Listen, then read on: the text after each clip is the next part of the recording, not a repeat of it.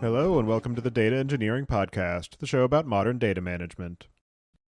This episode is supported by Code Comments, an original podcast from Red Hat. As someone who listens to the Data Engineering Podcast, you know that the road from tool selection to production readiness is anything but smooth or straight.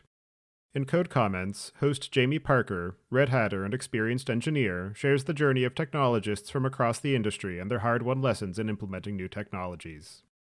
I listened to the recent episode, Transforming Your Database, and appreciated the valuable advice on how to approach the selection and integration of new databases and applications and the impact on team dynamics. There are 3 seasons of great episodes and new ones landing everywhere you listen to podcasts. Search for Code Comments in your podcast player or go to dataengineeringpodcast.com/codecomments today to subscribe. My thanks to the team at Code Comments for their support. Data lakes are notoriously complex. For data engineers who battle to build and scale high-quality data workflows on the data lake, Starburst is an end-to-end data lakehouse platform built on Trino, the query engine Apache Iceberg was designed for. Starburst has complete support for all table formats including Apache Iceberg, Hive, and Delta Lake. And Starburst is trusted by teams of all sizes, including Comcast and Doordash. Want to see Starburst in action? Go to dataengineeringpodcast.com/starburst today and get $500 in credits to try Starburst Galaxy, the easiest and fastest way to get started using Trino. Your host is Tobias Macey, and today I'm going to be talking about my experiences managing the QA and release process of my data platform. So for people who have been listening for a while, I have been sharing different stages of my journey of building out a new data platform for my day job. And as a quick recap, and I'll add links in the show notes to some of the previous episodes where I've talked about this, but my architecture is focused on a lakehouse-oriented approach. So I'm using Airbyte for data loading, S3 for storage, Trino via the Starburst Galaxy platform for the query engine, dbt for transformations, and Dagster for overall orchestration. I have also recently been integrating Superset for the business intelligence and data exploration layer for being able to expose the different data sets that my team is building to downstream data consumers. Anybody who has been working on data for long enough knows that data is one of the harder problems because of the fact that it is inherently stateful. It's fairly straightforward to be able to test and validate and release applications that are largely stateless or where the state isn't the core element of the business logic. So web applications, they do require state, but you can usually generate some dummy data to at least get a pretty good sense of whether or not the application functions as designed. With data pipelines and data engineering systems, it's not so straightforward as that. You can test the business logic of transformations in isolation to ensure that the shape of data is being manipulated appropriately, but that only gets you so far. At some point, you have to be able to work with production or production-like data to be able to be sure that the changes that you are trying to incorporate are having the desired impact. The real challenge there is that you can't realistically copy your entire production system to a pre-production environment for reasons of cost, time. Oftentimes it's not even physically possible to be able to maintain copies of that, as well as compliance issues, et cetera, et cetera. So there are many companies out there that focus on trying to generate data for you. I haven't dug into that personally yet. That might be something that we look at down the road, but QA in general for data is really hard. There are lots of different tools out there to address different pieces of that. So there are things like LakeFS for being able to do data versioning. The Nessie project is similar for Iceberg tables. Snowflake has their copy on write tables. There are some other warehouses that have similar approaches to that. Iceberg has the ability to do some time traveling, but all in all, there are still a lot of moving pieces, and it's not always easy to be able to test changes in isolation effectively before they get into production. In my own data platform, we have pre-production deployments of the different pieces of the stack, but it's not always clear how or when or why to validate different changes because of the fact that the semantics in QA and production aren't always the same. That has led to some issues recently with the overall uptime and reliability of our production environment, which is something that I'm currently very focused on trying to address. And I wanted to take this opportunity to share some of my thoughts on why it is that the release management process is hard and some of the ways that I'm thinking about trying to break it down into the component pieces and figure out how to address those points where there's overlap between those different systems. So taking it in turns, Airbyte, as I mentioned, we use that for extract and load. That just by itself has a lot of challenging aspects to it because of the fact that not every data source has a non-production analog to it. So for the case of application databases for applications that we own, we do have pre-production versions of those databases, and also we want to be able to ensure that we are constantly validating against those QA environments as database changes from the application land to ensure that that doesn't break when those changes get to production. But there are also a number of data sources that don't have any QA version. So Salesforce data, there might be a sandbox environment for the company, but it's not likely that it's going to be very useful or even representative of what is actually in production. Similarly, for things like HubSpot, MailChimp, a lot of the SaaS services, they're not going to have a QA data set that you can use. You can pull all of that same data into QA, but then again, you start running into issues of compliance, cost management, where you don't necessarily want to pull all of that data into QA and have 2 copies of it just for testing. So again, it gets really challenging. In isolation, we can onboard those different data sets, make sure that they can run in QA, but maybe not sync them all the time. But where it gets challenging is where you have the overlap of the DBT code that needs to transform, in particular those QA databases, making sure that the schema changes from the application developers don't break the DBT code. Which then brings us into change management for DBT, where in order to be able to ensure that the transformations are having the intended output, that they are semantically reasonable, that they look and feel correct, it's not very useful to run that against QA data because QA data is often messy, inconsistent. There's no real concerted effort to make sure that that data is clean and representative of the way things are being used in production. And so most of our DBT changes are actually tested against the raw stage of the production data as it gets landed in the S3 buckets by Airbyte, but namespaced to a separate schema from what we expose for downstream data consumers. So that allows us to be able to have a target with realistic data to be able to test against, but it also means that those changes aren't being run against the QA database data in Airbyte.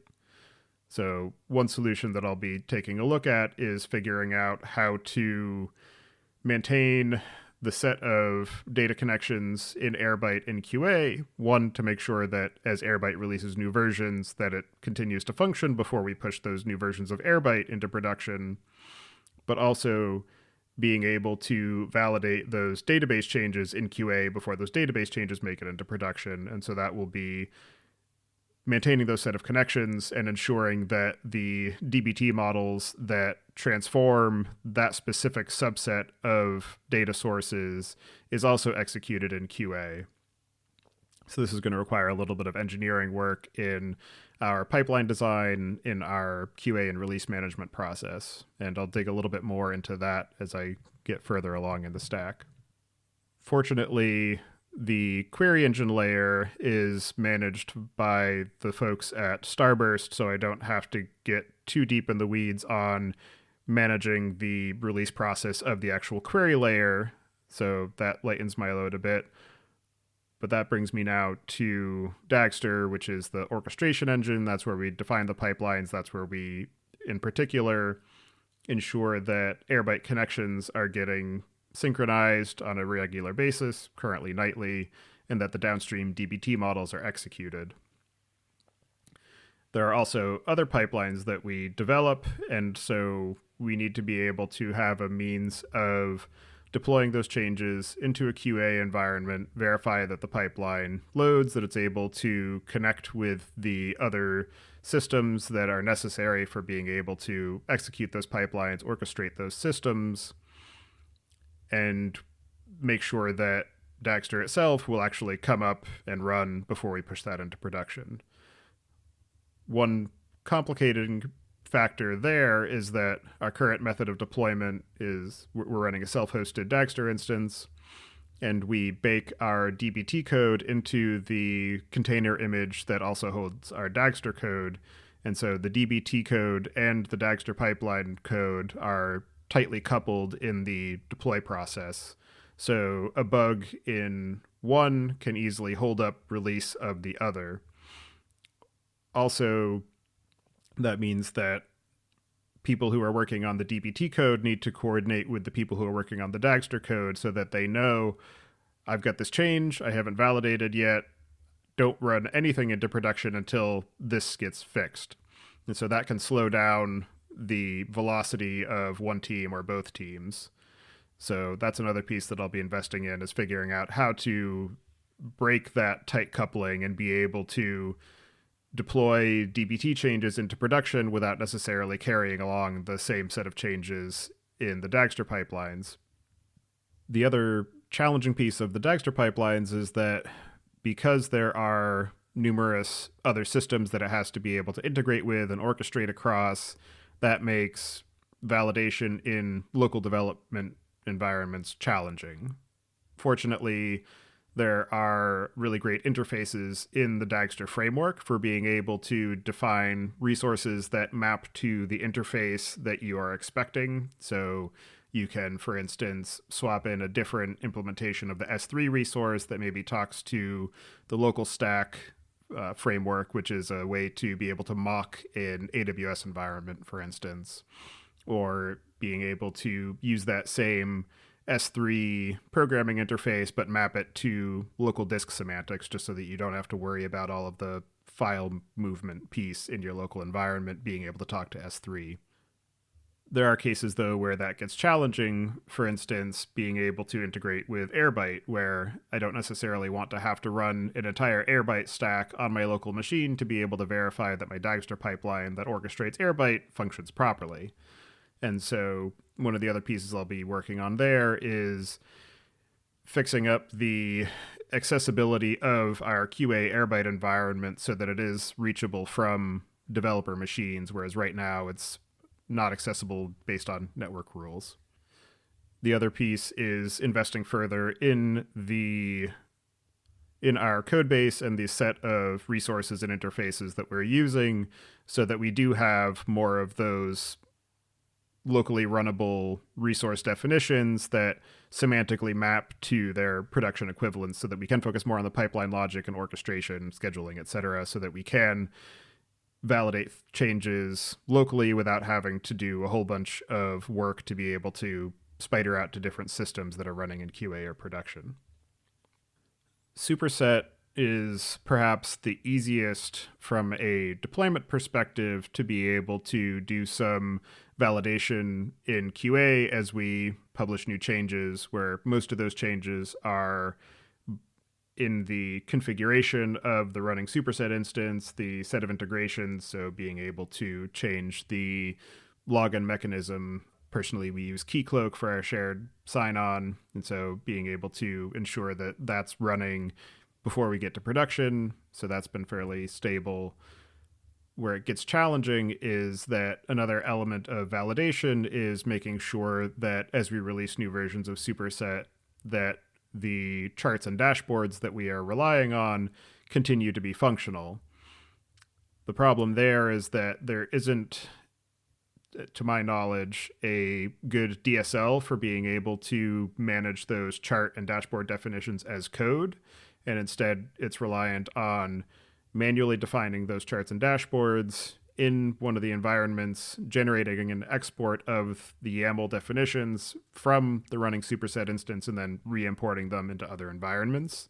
So for right now, that's likely something that we'll be investing in, is managing the replication of those definitions from production down into lower environments to be able to have that as a validation method, particularly as we continue to explore the permissions management in Superset of being able to define custom roles, define what datasets they have access to, et cetera, et cetera.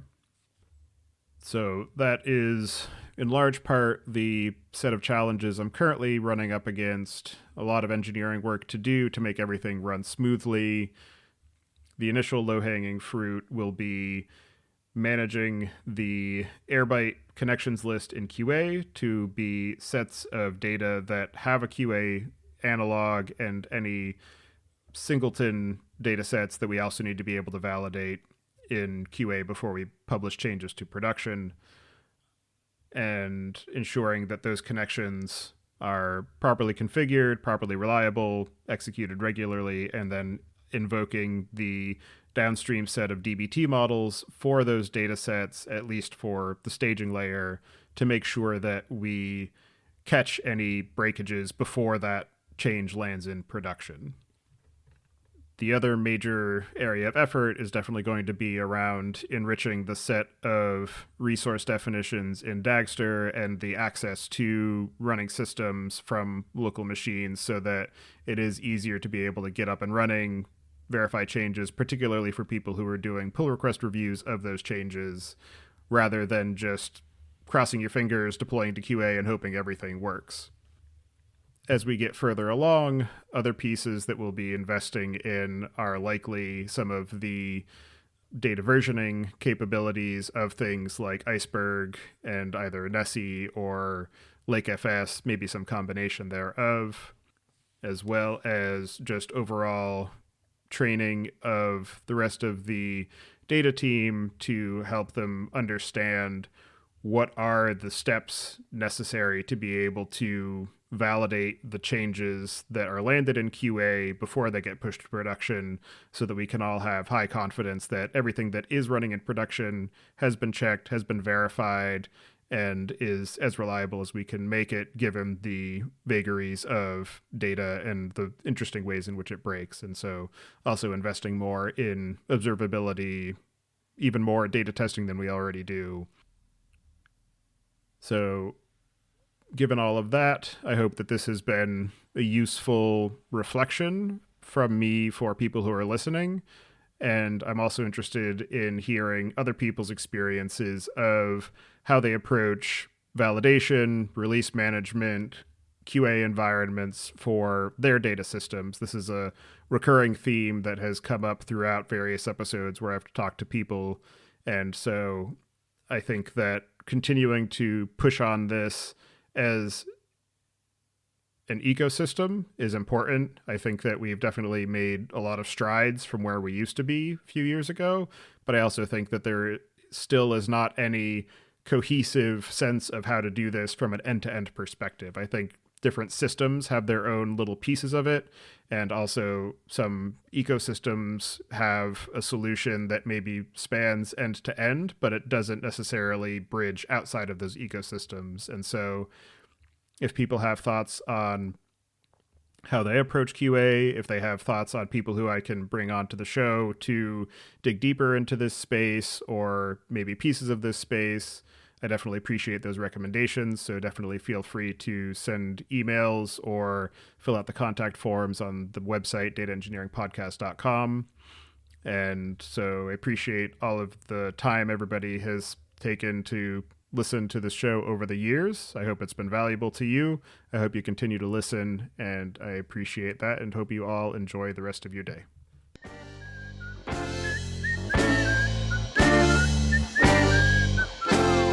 Thank you for listening.